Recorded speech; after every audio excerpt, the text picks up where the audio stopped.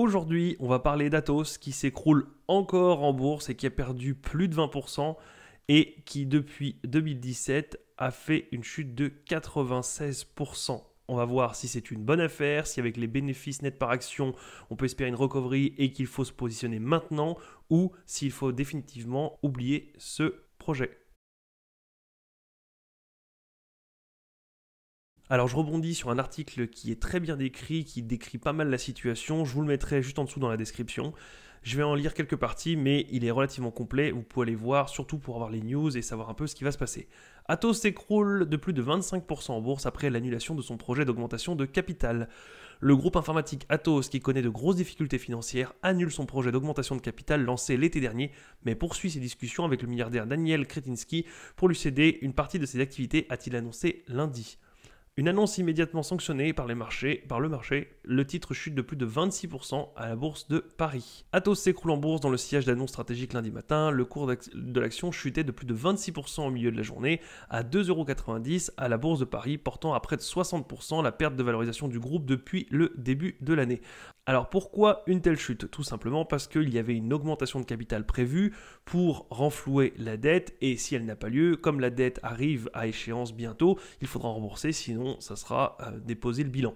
On a ici l'enjeu est colossal, confronté à un mur de dette de 3,65 milliards d'euros d'emprunts et d'obligations à rembourser ou à refinancer avant fin 2025, Atos doit parvenir à un accord pour cette transaction s'il veut retrouver un peu d'air. Si on regarde ici, on se met sur TradingView, et on dézoome, on pourrait se dire tout simplement, depuis un moment, on a alors les bénéfices nets qui sont à moins 1,2 milliard mais qui avant étaient pas mal du tout. On pourrait se dire que les marges n'étaient pas mal du tout. Bon là, on a une NO2 difficile. Si on passe sur le screener 2, on voit les free cash flow, on pourrait se dire 147 millions. Bon, effectivement, c'est pas génialissime, mais c'est quand même toujours de la trésorerie qui se dégage. Enfin, c'est toujours de l'argent qui est récupéré par la société.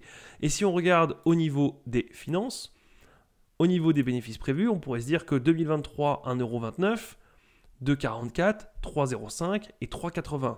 Ce serait pas mal de se dire, bon, si j'achète aujourd'hui et que dans un an, j'attends un an et demi, je pourrais pour 2024, par exemple, donc on aurait en 2025 la news comme sur l'exercice 2024, mais environ 2,50 €, 2,44 par action. Si on a 2,50 en ayant acheté à 2,70 €, allez, 2,80 €, on a presque du 100%, donc ce serait génial de se dire, j'ai un bénéfice net par action de 2,50 € pour 2,80 € acheté.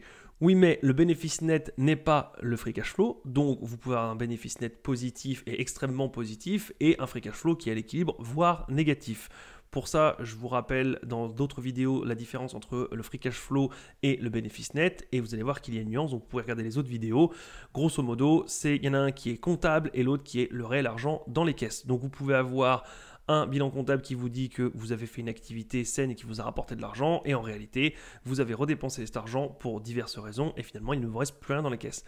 Oui, mais on pourrait se dire même avec ça, même si c'est pas exactement la même chose, je gagnerais quand même un petit peu puisque seulement 2,80 €, bon, si ça rechute, je tiens la position, voire même je renforce, mais globalement, pour espérer un 2,50 €, voire même si on se met sur les prochaines années, si on voit loin, 3 €, voire 3,81 €. Ce qui est génial, on se dit, si on tient la position 2-3 ans, oui mais. Le problème est qu'il y a 3,65 milliards de dettes et une augmentation de capital. Si vous avez une augmentation de capital, votre action vaudra beaucoup moins. Puisque si derrière vous faites rentrer, alors on ne parle pas d'un split, où une action peut se diviser en 10 et du coup chaque investisseur qui possédait une action Atos se retrouverait avec 10 actions Atos qui vaudraient un dixième de prix. Par exemple, si vous avez ici un split, vous auriez 2,79 € l'action et si elle se divise en 10, vous auriez 27,9 centimes chaque action, mais vous en posséderiez 10. Si c'est une augmentation de capital, ça veut dire que le gâteau en soi, par exemple si la société est valorisée 1 milliard d'euros, très bien, elle a 1 milliard de parts, ça fait 1 € l'action.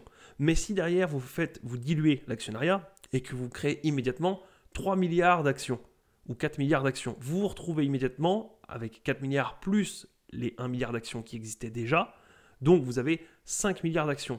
5 milliards d'actions pour finalement 1 milliard de capitalisation, on se retrouve immédiatement à 20 centimes l'action. Donc, vous avez acheté une société, une action, elle valait 1 € et vous vous retrouvez immédiatement à 20 centimes. Vous avez été divisé par 5, donc c'est-à-dire que même si vous faites un x2 ou un x3 ou un x4, vous n'arrivez toujours pas à remonter au 1 euro. Et donc, c'est exactement ça qui peut se passer, puisque si l'augmentation de capital a eu lieu, et elle aura lieu puisque c'est une des seules manières, il y a une autre manière qui est abordée, qui est en ce moment même en discussion, mais ça ne suffira pas à éponger la dette.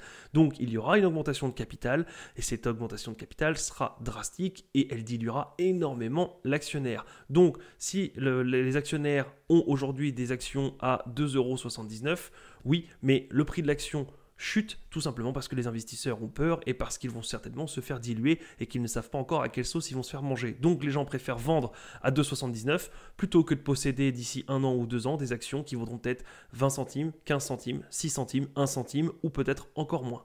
Si on revient ici, on voit les négociations avec Airbus. En parallèle, des négociations avec Airbus pour le rachat des activités Big Data et Security de l'entreprise, annoncées début janvier, se poursuivent pour une valeur d'entreprise comprise entre 1,5 et 1,8 milliard d'euros.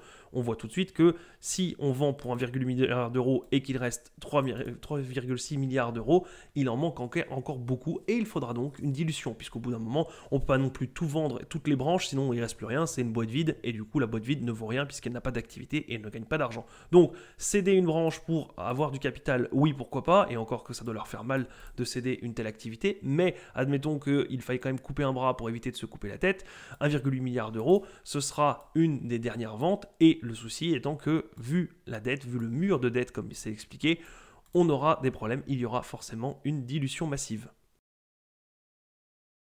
Et quand on descend un petit peu, on a le résumé, 3 ans de descente aux enfers, 2021 l'année noire, 2022 l'annonce du projet de scission, 2023, offre de Kretinsky, nouvel actionnaire principal et valse des dirigeants. Alors au début, ça avait été une bonne nouvelle, puis quand les gens s'étaient rendus compte que finalement il allait quand même avoir une dilution et que même si quelqu'un reprenait le flambeau et que la boîte pouvait repartir, il y aurait quand même une dilution et ça ferait un peu mal à l'actionnariat existant. Puis les gens finalement s'y étaient fait en se disant bon, le prix était redescendu, mais les gens se disaient bon, la mauvaise nouvelle est derrière nous, une fois que ce sera dilué, on le sait tous, ça repartira. Et Atos est un projet long terme, d'ici 4, 5, 6, 8 ans, on aura oublié ça et ce sera une bonne chose. Si maintenant on se retrouve avec un milliardaire qui ne veut absolument pas faire mener le projet au bout, le souci est que on se dit que ou il a vu quelque chose, ou il ne croit pas au potentiel, ou le problème est que si jamais quelqu'un d'autre vient reprendre, c'est toujours pareil, c'est l'offre et la demande, il en demandera peut-être plus, il demandera peut-être une augmentation encore plus massive, ou à prendre plus de parts, ou alors des conditions pour sécuriser lui son financement, bref. Une annulation d'augmentation de capital, ça reste une mauvaise nouvelle, et donc ne vous fiez pas seulement au prix de l'action actuelle et aux anticipations, et encore que les anticipations, il faut qu'elles soient justes, mais même en admettant qu'elles sont justes, ne vous fiez pas à ça en disant 2,40 € pour finalement aujourd'hui 2,80 €, ça peut valoir le coup, et même si je touche un petit peu moins, ça ira. La dette est colossale, la dilution va être massive, et si en plus il y a 1,8 milliard qui sont vendus, l'activité est vendue, c'est toujours de l'argent en moins, et donc ça sera peut-être impacté sur les 2,40 € qui sont prévus ici, peut-être qu'on passera à 2,10, à 1,50. Bref, là, il faut quantifier la perte qui aura lieu. Mais même dans ce cas-là, même si on divisait par 2 et qu'il n'y avait plus que 1,22 € qui était pris en compte dans l'estimation, vous ne vous rendez pas compte de la montagne de dilution qui va avoir lieu. Encore une fois, ça se quantifie. Et si vous avez le temps et l'envie, vous pouvez le faire. Mais le problème étant que la dilution sera massive, il faudrait que l'action baisse encore drastiquement pour que ça devienne intéressant et que ça puisse justement compenser cette dilution qui va avoir lieu. Il faudrait que les bénéfices futurs soient relativement sûrs, il faudrait que la branche qui est vendue ne rapportait pas trop d'argent à la société et que du coup les bénéfices prévus seront toujours maintenus. Bref, il y a beaucoup de si. Effectivement, il peut y avoir un coup à jouer en trading. Effectivement, peut-être que dans 10 ou 20 ans, on se dira, bah voilà, les courageux qui étaient là à 2,70 €, ils ont bien fait de tenir et finalement dans quelques années, dans 10-20 ans, ce sera peut-être à 20-30 € l'action et les gens ont fait un x10, x20. Mais en attendant, ça reste un dossier qui a beaucoup de zones d'ombre, beaucoup de points noirs, beaucoup de vents contraires. Et donc, ça relève plus du loto où il peut y avoir un énorme gain d'ici quelques années si tout se passe bien, si tous les voyants sont au vert.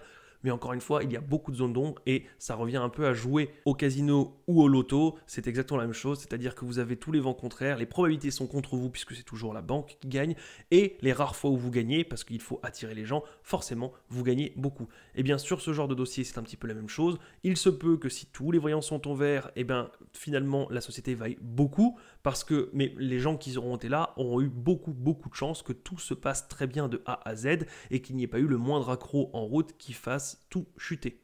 Encore une fois, pas de conseil en investissement, ça ne veut pas dire qu'il faut y aller ou qu'il ne faut pas y aller, c'est juste que c'est un dossier dangereux avec une perte importante potentielle, donc il faut y aller quand on met ou une toute petite pièce en se disant que c'est du casino et on verra bien dans 10-20 ans si on a bien fait, ou alors on se le fait pour du court terme en se disant moi je récupère, si ça reprend 10-20% sur une bonne nouvelle, je serai là, je prends mes billes et je repars.